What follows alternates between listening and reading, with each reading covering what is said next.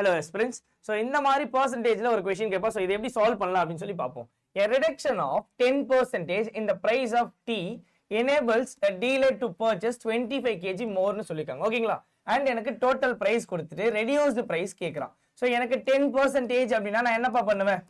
1/10 ஓட fraction value. ஓகேங்களா? அப்போ price வந்து பாத்தீங்க அப்படின்னா எனக்கு 10 இருக்கு. அப்போ எனக்கு என்ன ஆகும் இங்க?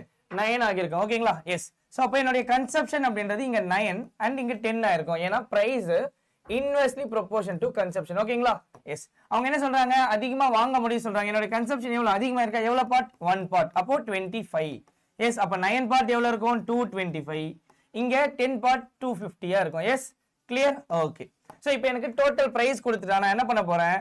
22500 டிவைடட் பை அவங்க என்ன கேக்குறாங்க? Reduced price.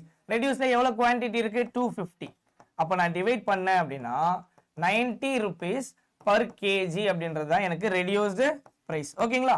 சோ இதே மாதிரி மேல கொடுத்திருக்கக்கூடிய இந்த சம்ம சால்வ் பண்ணி என்ன பண்ணுங்க, மறக்காம உங்களுடைய ஆன்சர் அப்படின்றத கமெண்ட் செக்ஷன்ல கமெண்ட் பண்ணிடுங்க. அண்ட் மேலும் இது போன்ற ஷார்ட்கட் தெரிஞ்சுக்க நம்மளுடைய Ada 247 சேனலை சப்ஸ்கிரைப் பண்ணிடுங்க. Yes, thank you.